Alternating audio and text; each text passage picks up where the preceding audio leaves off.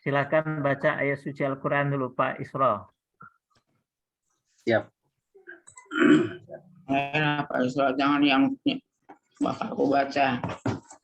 Ya, terserah ayatnya tentang pendidikan. Iya, saya akan baca surah An-Nahl, akhir surah An-Nahl ayat 125 tentang pendidikan. Oke, silakan. A'udzu billahi minasy syaithanir rajim. Bismillahirrahmanirrahim. Ud'u ila sabili rabbika bil hikmati wal mau'izatil hasanah wajadilhum billati hiya ahsan. Inna rabbaka huwa a'lamu biman dhalla 'an sabilihi wa huwa a'lamu bil muhtadin. Wa in 'aqabtum fa'aqibu bimithli ma 'uqibtum bih wa la in sabartum lahuwa khairul lis-sabirin.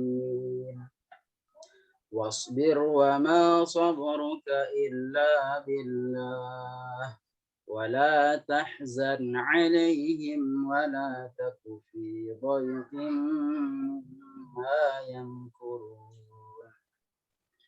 Inna Allaha ma'al ladzina ittaqaw wal ladzina hum muhsinun. Shadaqallahul azim.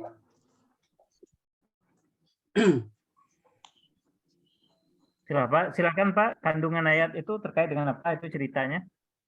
Baik, kandungan ayat surah Nahl ayat 125 ini tentang pendidikan, bagaimana pendidikan yang ideal dalam Islam. Yaitu tentunya dengan penuh hikmah. Ya, ud'u ila sabili rabbika bil hikmah. Yaitu dengan penuh kehikmahan, dengan penuh keilmuan, kearifan, kebijaksanaan, kemudian menyentuh daripada hati ke hati peserta didik tersebut. Lebih ke pendekatan harmonisasi ataupun humanis. Kemudian wal mau'izatil hasanah, dengan pengajaran yang baik. Di samping kita mengajarkan, kita mendidik dan memberikan contoh teladan seperti apa yang akan menjadi terbaik bagi peserta didik kita dari segi sikap afektifnya ataupun akan dipraktikkan kesehariannya dalam bermasyarakat, berbangsa dan bernegara. Kemudian di sini diajarkan untuk boleh kita jadalah, atau mujadalah itu istilahnya diskusi yang sengit atau berdebat lah. Asalkan debatnya itu tidak sampai gontok-gontokan ataupun tidak sampai berkelahi. Yang kalah argumennya maka menerima, artinya kita akan menerima dengan ilmu, ya, diilmukan. Kemudian ayat ini juga menjelaskan tentang bagaimana bahwasanya Allah yang Maha mengetahui. Jadi ketika mengajar kita yakini bahwasanya ilmu yang kita sampaikan itu adalah titipan dari Allah Subhanahu wa taala. Secuil bahkan setet kurang daripada ujung daripada jarum yang dicelupkan di lautan itu lebih kurang lagi ilmu kita. Nah, itulah jadi supaya sebagai guru, sebagai orang yang mengajak dalam kebaikan, mengajar di dalam mencerdaskan kehidupan bangsa, maka kita sebaiknya menyadari itu supaya tidak ada ego, tidak ada merasa kita yang bisa. Semuanya kita serahkan kepada Allah Subhanahu wa taala. Demikian Bapak secara singkat. Oke, terima kasih. Ya. Terima kasih Pak Isra. Pak Isra sudah berapa tahun ngajar? Saya baru Bapak, baru 3 tahun. 3 tahun. Iya. Tamat mana? Tamat S1-nya di tamatan S1-nya di NTB, di Stit Palapa Nusantara. Kemudian kalau S2-nya di IN Samarinda. Sekarang WINSI. Ya, Samarinda. Ya, Samarinda. Pasca sarjana. Sudah selesai S2-nya? Alhamdulillah sudah selesai S2-nya. Sudah 2020 kemarin. Nah, dilanjutkan ke S3 lagi Bapak ya. Siap Bapak. Insya Allah lagi proses. Siap. Izin. Ya. Tetap saya ikuti Oke. Bapak sekulernya. Alhamdulillah. Oke. Silakan. Oke. Jadi, silakan dibaca buku saya nanti ya. Siap. Penelitian Bapak banyak sekali juga. Update terus. Oke. Iya, oke. Pak Isra, Siap. Bapak sampaikan pengalaman, liku-liku pengalaman Bapak Ibu dalam mengajar itu. Mungkin ada masa naiknya, ada masa turunnya, walaupun 3 tahun baru, tapi silakan Bapak. Coba ceritakan Bapak. Baik, yang menarik bahasa pengalaman kami waktu di madrasah, kami di MTS Bapak, di Madrasah Sanawiyah. Jadi masyarakat yang kami hadapi, orang tua siswa itu rata-rata pendidikannya menengah ke atas, bahkan ekonominya menengah ke atas. Jadi manakala ada terjadi, ini yang terjadi saat kemarin ya, tahun lalu, manakala kami membuat soal, waktu itu kami membuat dengan soal yang rata-rata hot semua Bapak. Kemudian ada salah seorang wali siswa itu komplain, kenapa ini soalnya kok sekelas orang kuliah gitu katanya. Ada yang komplain datang ke sekolah. Jadi kami sangat pertama merasa tertantang karena ada orang tua yang sampai datang, anak saya kok jelek nilainya, dibaca soalnya, ternyata kata orang tuanya ini soalnya ini bukan kelas MTS ini, kelasnya kuliah ini katanya. Nah, jadi itu sangat tertantang sampai saya dipanggil ke kepala sekolah, didudukkan, masalahnya apa. Jadi ternyata memang di sana belum ada pemahaman orang tua terkait sistem pembelajaran terupdate saat ini gitu. Bahwa AKM atau asesmen kompetisi maksimum ataupun secara nasional bahwa kan harus ada HOTS dalam soal itu. Kemudian itu yang kami terangkan, alhamdulillah jadinya wali santri tadi, wali murid itu memahami, sehingga alhamdulillah tidak ada komplain lagi. Itu salah satu hal yang menurut saya ketika dipanggil ke sekolah-sekolah kemudian didudukkan bersama dengan orang tua dan mengklarifikasi terkait soal tadi. Jadi alhamdulillah itu yang menurut saya pengalaman uniknya lah. Kalau belajar mengajar masih banyak belajar dari senior.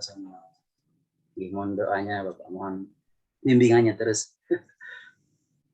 Oke, terima kasih Pak Isra. Tadi kita sudah bicara juga dengan sebelumnya tentang guru yang profesional ya. Siap.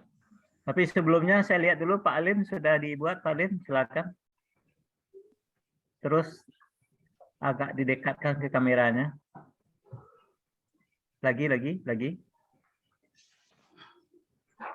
Oke. Ya, sudah cukup. Tadi kan Pak Isra, tadi kan sudah disebutkan juga bahwa guru yang profesional itu dia memiliki kompetensi dalam Undang-Undang 14 tahun 2005. Tadi ada 4 kompetensi.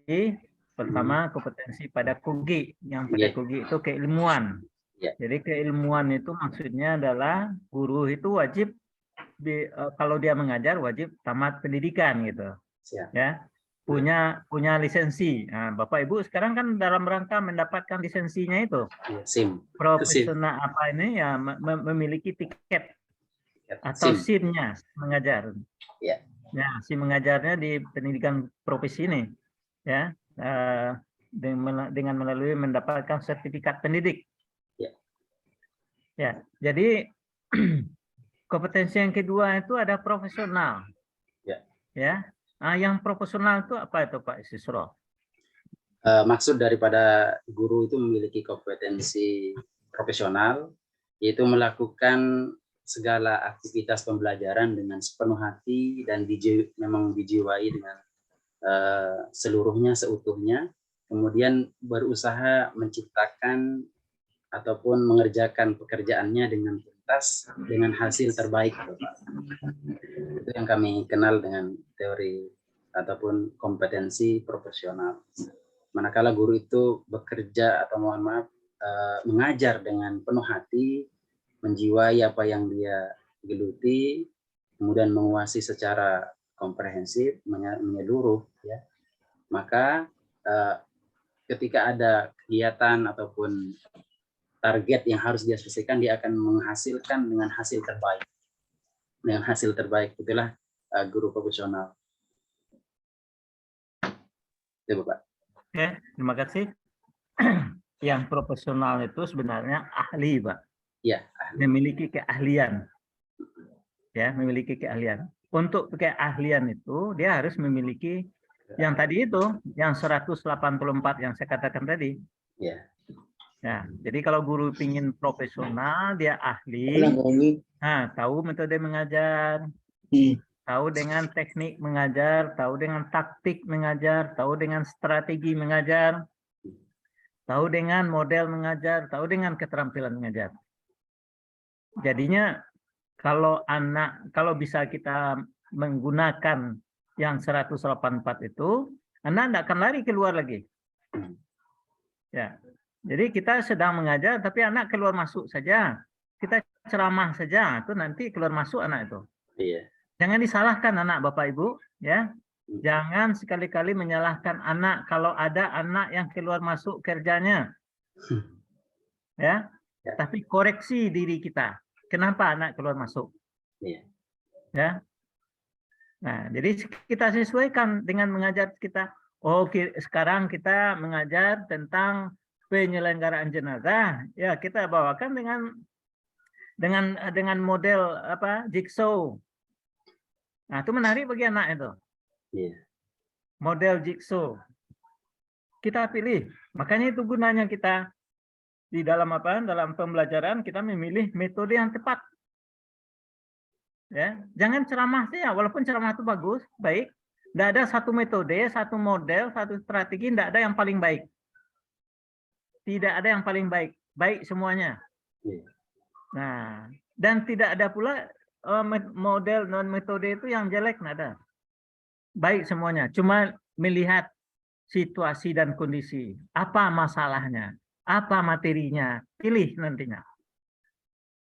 Ya, nah itu gunanya kita memahami yang tadi supaya guru profesional.